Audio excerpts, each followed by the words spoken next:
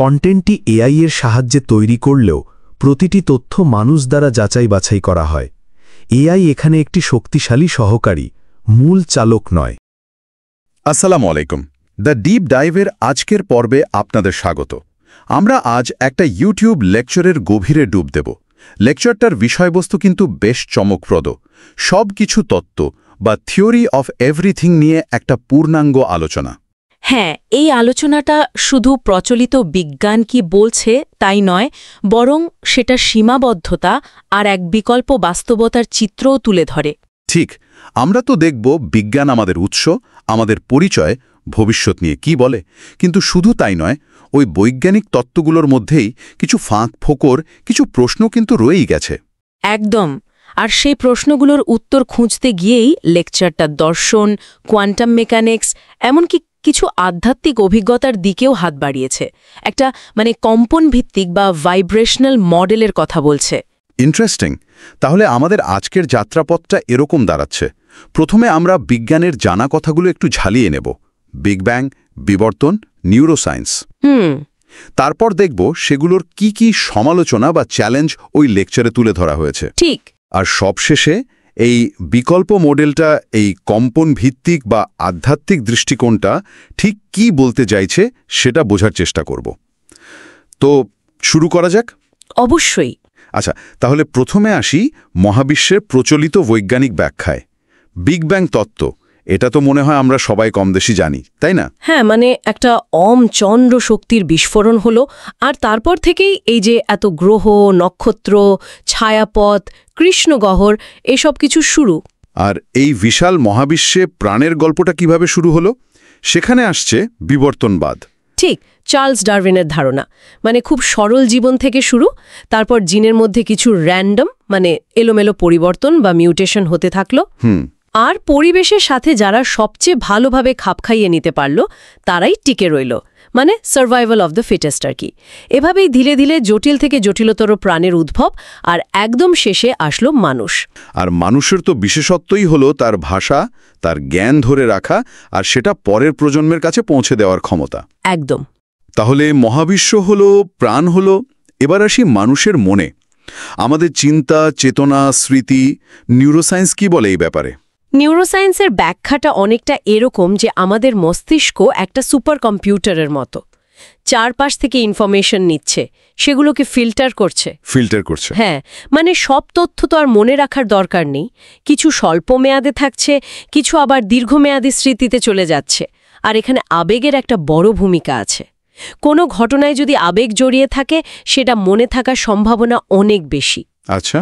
আর এই পুরো স্মৃতি আর অভিজ্ঞতার যোগফল থেকেই আমাদের একটা আমিবোধ তৈরি হয়, আমাদের একটা পার্সোনালিটি বা ব্যক্তিত্ব গড়ে ওঠে। আর এই পুরো বৈজ্ঞানিক মডেলটার মূল কথা হলো সবকিছুই হচ্ছে গিয়ে বস্তুগত, মেটেরিয়াল। আর র্যান্ডম, কোনো উদ্দেশ্য বা ডিজাইন নেই। হ্যাঁ, র্যান্ডম আর ইমার্জেন্ট, নিচ থেকে আপনা আপনি গজিয়ে উঠেছে। এখানে কোনো ঈশ্বর বা ডিজাইনারের ধারণার জায়গা রাখা হয়নি। বেশ, এই হলো মোটামুটি বিজ্ঞানের প্রতিষ্ঠিত ফ্রেমওয়ার্কটা। কিন্তু যে লেকচারটা নিয়ে আমরা কথা বলছি, সেখানে তো এই ফ্রেমওয়ার্কটাকেই বেশ কিছু প্রশ্ন করা হয়েছে। যেমন বিগ ব্যাং নিয়েই নাকি কিছু সমস্যা আছে। আছে তো। যেমন ধরুন, মহাবিশ্ব যে প্রসারিত হচ্ছে, সেই গতিটা সব দিকে সমান না। কিছু অংশ অন্যদের চেয়ে অনেক দ্রুত ছড়াচ্ছে, আবার বহু দূরের গ্যালাক্সিগুলোর গতিও যতটা হওয়ার কথা ছিল তার চেয়ে বেশি। এইগুলো ব্যাখ্যা করার জন্যই কি ডার্ক ম্যাটার বা ডার্ক এনার্জির ধারণাটা আনা হয়েছে? ঠিক তাই। বলা হচ্ছে মহাবিশ্বের প্রায় 95% নাকি এই ডার্ক ম্যাটার আর ডার্ক এনার্জি দিয়ে তৈরি। কিন্তু মুশকিল হলো আমরা আসলে জানি না এই জিনিসগুলো কি, অদৃশ্য, অজানা। একটা বিরাট প্রশ্নচিহ্ন। লেকচারের বক্তা তো বেশ কড়াভাবেই প্রশ্ন তুলেছেন, এটা কি আসলেই কোনো ব্যাখ্যা, নাকি শুধু গাণিতিক হিসাব মেলানোর একটা চেষ্টা, একটা ফাজি ফ্যাক্টর? হয়তো বিগ ব্যাং তত্ত্বটাই যথেষ্ট নয়, তিনি এমনকি একাধিক বিগ ব্যাং বা অন্য কোনো মডেলেরও সম্ভাবনার কথা বলেছেন। আচ্ছা, আর বিবর্তনবাদ? সেখানেও তো কিছু চ্যালেঞ্জের কথা বলা হলো। যেমন মানুষ আর শিম্পাঞ্জি ডিএনএর মিল নিয়েও একটা প্রশ্ন ছিল। হ্যাঁ, এটা একটা খুবই ইন্টারেস্টিং পয়েন্ট। 99% বেশি ডিএনএ মিল, অথচ মানুষ আর শিম্পাঞ্জির মধ্যে পার্থক্যটা দেখুন। চেতনা, ভাষা, সভ্যতা, এই বিশাল ফারাকটা কি শুধু ওই 1%-রও কম ডিএনএর ভিন্নতা দিয়ে পুরোপুরি ব্যাখ্যা করা যায়? এটা বেশ কঠিন মনে হয়। আরেকটি পয়েন্ট ছিল মানুষের ইতিহাস নিয়ে। 2 লক্ষ বছরের ইতিহাসে মাত্র শেষ 50,000 বছরের কথাই আমরা জানি। ঠিক, আগের 1.5 লক্ষ বছর কোথায় গেল সেই ইতিহাস? মানে হোমো সেপিয়েন্সরা কি করছিল তখন? আর যদি বিবর্তন এত ধীর প্রক্রিয়া হয়, তাহলে তো আমাদের পাশাপাশি আরও কয়েক ধরনের মানব প্রজাতি থাকার কথা ছিল, তাই না? নিয়েন্ডারথাল বা ডেনিসোভানদের মতো। কিন্তু শুধু আমরাই টিকে রইলাম কেন? আসলেই তো প্রশ্নগুলো কিন্তু ফেলে দেওয়ার মতো না। আচ্ছা, আর মন বা চেতনা, নিউরোসায়েন্স কি সব উত্তর দিতে পেরেছে? সেখানেও কিছু বড়সড় ধাঁধা আছে। যেমন একদম ছোট শিশু যারা সবে জন্মেছে, তাদের তো কোনো অভিজ্ঞতা বা ওয়ার্ড ভিউ সেভাবে তৈরি হয়নি। তারা কোনটা মনে রাখবে, কোনটা ফেলবে, সেটা ডিসাইড করে কিভাবে? ঠিক। লেকচারের বক্তা নিজের বাচ্চার উদাহরণ দিয়ে বলছিলেন, শিশুরা জন্ম থেকেই কিন্তু একটা আলাদা ব্যক্তিত্ব নিয়ে আসে। এটা তো শুধু ডিএনএ দিয়ে পুরোপুরি ব্যাখ্যা করা যায় না। আর সবচেয়ে বড় প্রশ্ন তো সম্ভবত চেতনা নিজেই, তাই না? মানে এই যে আমরা সচেতন, আমরা আছি বলে অনুভব করি, এটা কিভাবে হয়? একদম, কনশাসনেস। এর কোনো সম্পূর্ণ বৈজ্ঞানিক মডেল কিন্তু এখনো নেই। মস্তিষ্ক কিভাবে চিন্তা তৈরি করে, স্মৃতিগুলো ঠিক কোথায় স্টোর করে রাখে, হিপোক্যাম্পাস একটা অংশের নাম আমরা জানি, কিন্তু পুরো ছবিটা পরিষ্কার না। কেউ কেউ বলেন স্মৃতি হয়তো পুরো ব্রেন জুড়ে ছড়িয়ে থাকে, অনেকটা হলোগ্রামের মতো। কিন্তু সেটা তো একরকম আমরা জানি না বলারই শামিল। এই প্রশ্নগুলো তোলার পরেই আলোচনাটা একটা দারুণ দিকে মোড় নেয়, যে চিন্তা, নতুন আইডিয়া, সৃজনশীলতা এগুলো আসলে আসে কিভাবে। আমরা তো স্কুলে পড়েছি সায়েন্টিফিক মেথড, মানে ধাপে ধাপে এগোতে হবে, সমস্যা দেখা, ডেটা জোগাড় করা, হাইপোথেসিস বানানো, পরীক্ষা করা। হ্যাঁ, ওই লিনিয়ার পদ্ধতিটা। কিন্তু লেকচারার বলছেন ইতিহাসের দিকে তাকালে দেখা যায় বড় বড় সব আইডিয়া বা আবিষ্কার কিন্তু প্রায়ই এভাবে আসেনি। যেমন আইনস্টাইন, আপেক্ষিকতার মূল ধারণাটা নাকি তিনি পেয়েছিলেন পেটেন্ট অফিসে বসে দিবাস্বপ্ন দেখতে দেখতে, একটা আলোর রশ্মির উপর চড়ে বসলে কেমন লাগবে এই ভাবতে ভাবতে। আরে বাস! আর ওয়াটসনের ডিএনএ ডাবল হেলিক্স? সেটাও তো স্বপ্নে দেখা। একটা প্যাঁচানো সিঁড়ির মতো গঠন স্বপ্নে দেখে নাকি আইডিয়াটা ক্লিক করে। এগুলো তো ল্যাবে বসে ডেটা অ্যানালাইসিস করে পাওয়া যায়নি। বক্তা নিজের উদাহরণও দিয়েছেন।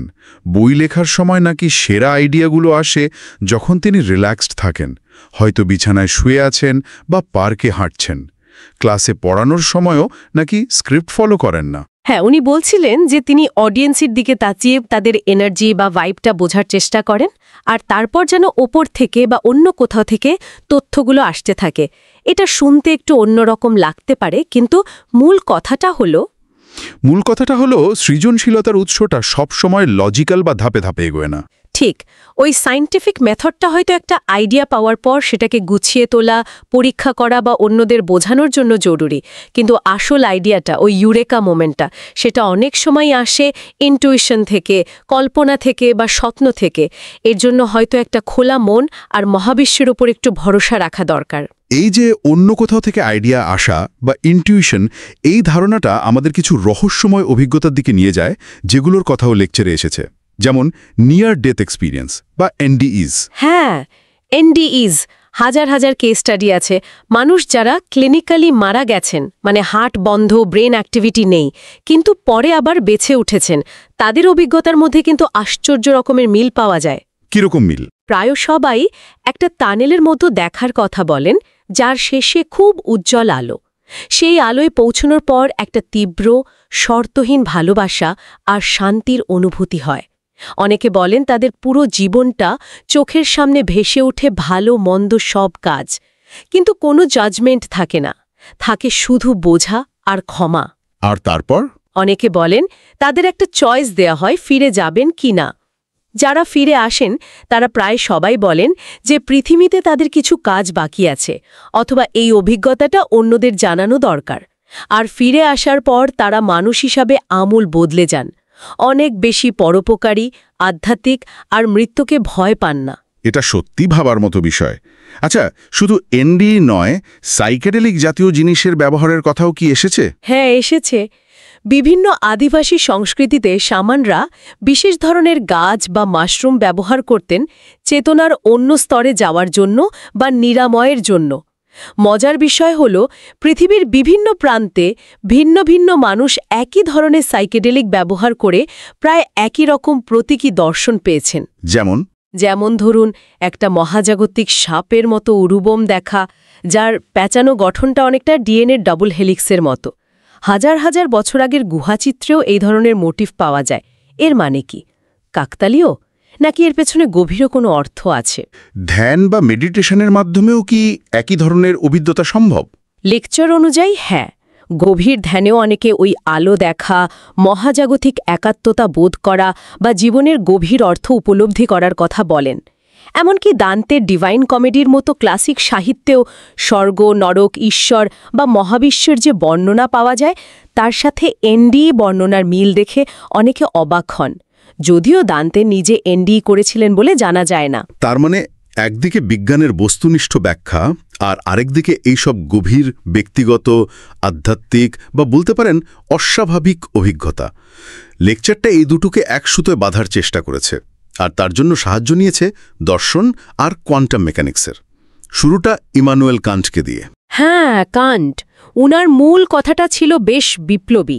উনি বললেন, আমরা আসলে বাইরের জগৎটাকে সরাসরি বা অবিকল জানতে পারি না। আমাদের মনই সময় আর স্থান, টাইম অ্যান্ড স্পেস, এই দুটো কাঠামোর মাধ্যমে বাইরের তথ্যকে সাজিয়ে আমাদের সামনে পরিবেশন করে। মানে আমাদের দেখা বাস্তবতাটা একরকম এডিটেড? অনেকটা তাই। কান্ট আসল বাস্তবতাকে বলেছিলেন নিউমনা, যা আমরা জানতে পারি না, আর আমাদের অভিজ্ঞতায় পাওয়া জগৎটাকে বলেছিলেন ফেনোমেনা। কিন্তু এখানে কিছু প্রশ্ন থেকে যায়। এই ফিল্টারগুলো কেন? আসল নিউমোনাটে তাহলে কি? আর যদি সগার অভিজ্ঞতাই মনের তৈরি হয়, তাহলে আমরা সবাই মোটামুটি একই রকম বাস্তবতাই বা দেখি কেন? এই প্রশ্নগুলোর একটা সম্ভাব্য উত্তরের দিকে ইঙ্গিত করেছেন আরেকজন দার্শনিক, হেগেল, তার গাইস্ট বা পরমাত্মার ধারণা। ঠিক, হেগেল বললেন হয়তো এই নিউমেনা বা আসল বাস্তবতাটাই হলো এক পরম চেতনা বা আত্মা, গাইস্ট, আর আমরা সবাই সেই এক আত্মারই বিভিন্ন প্রকাশ।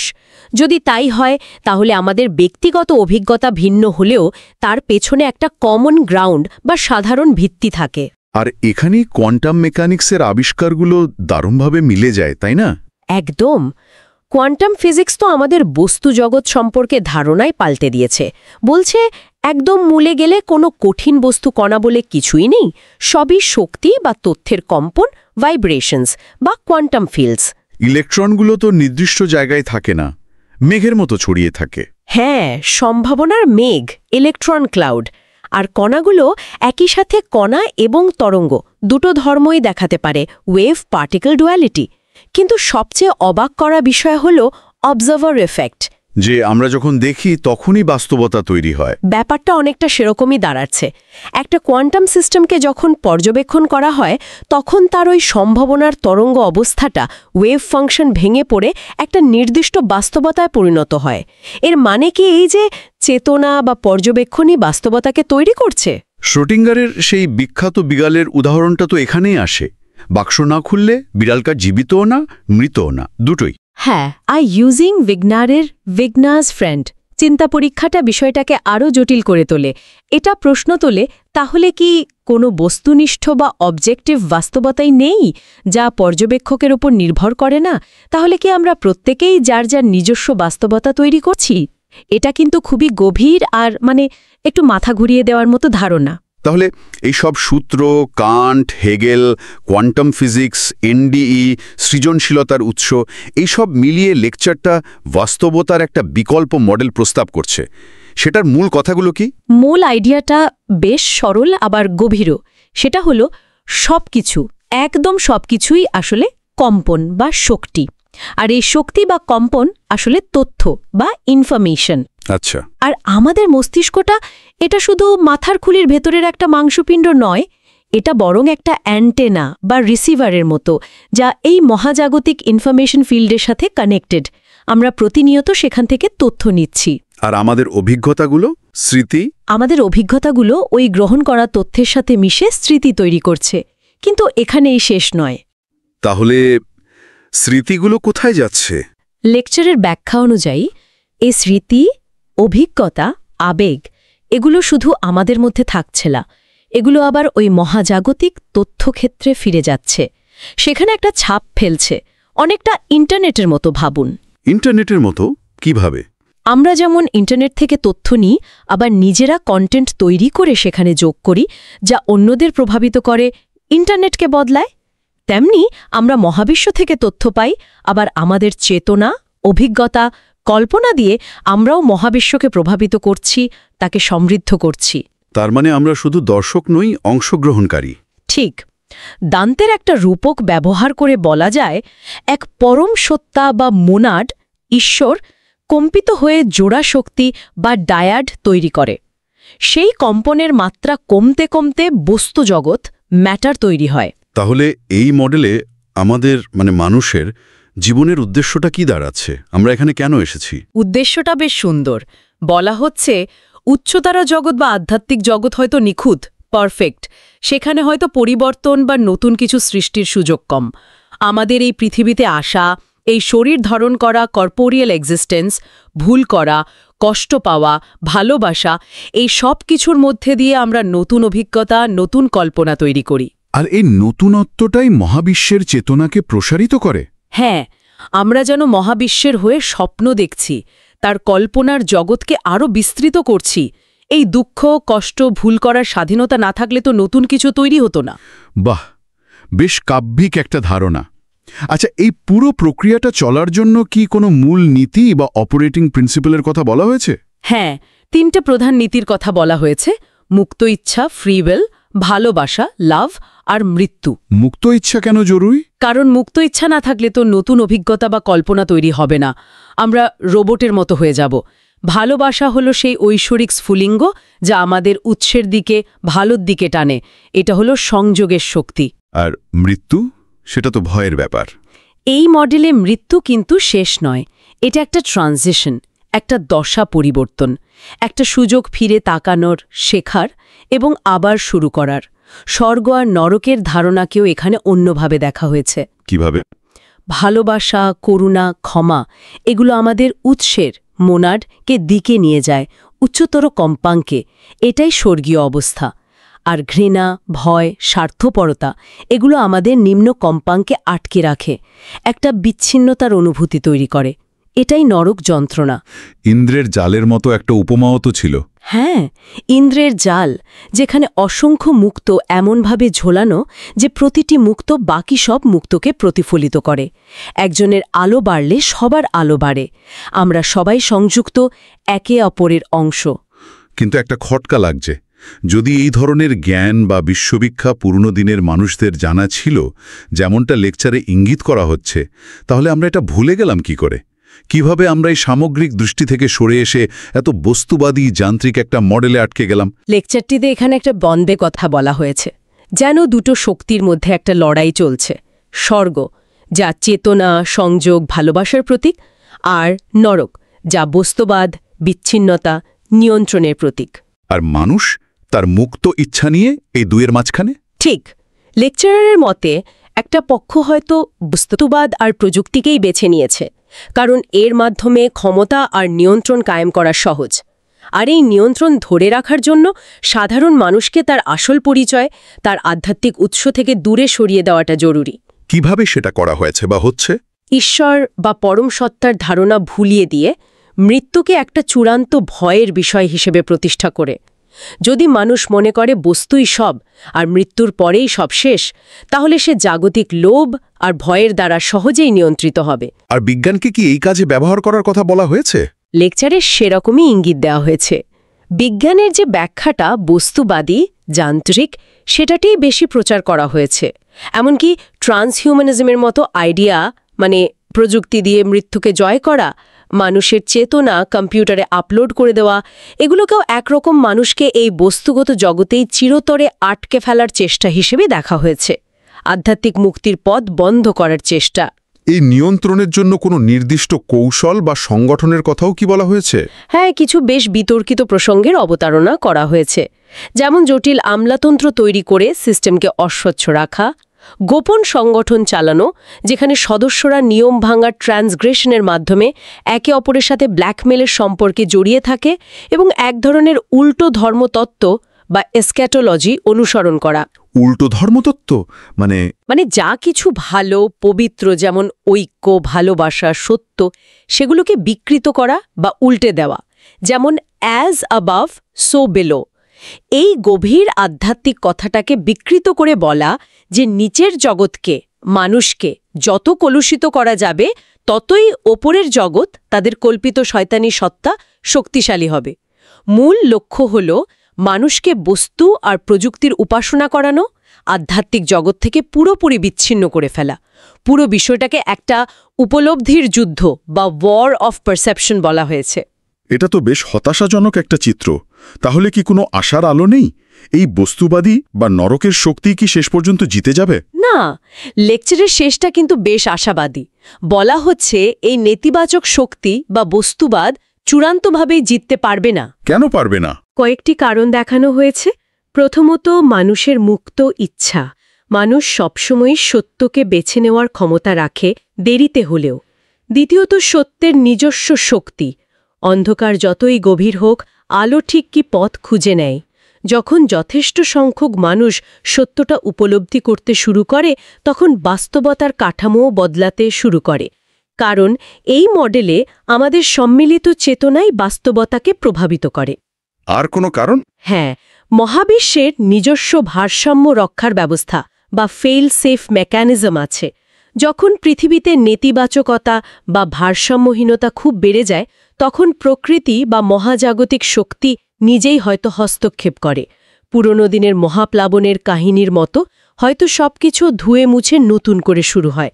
তার মানে এই স্বর্গ, নরক, আলো, অন্ধকার এগুলোকে আক্ষরিক অর্থে না নিলেও এগুলো আসলে আমাদের পৃথিবীর ভেতরের দ্বন্দ্বগুলো, বিশেষ করে আমাদের উপলব্ধি স্তরের যে যুদ্ধটা চলছে সেটা বুঝতে সাহায্য করে।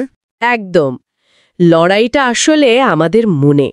আমরা পৃথিবীকে, নিজেদের অস্তিত্বকে কিভাবে দেখছি তার উপর।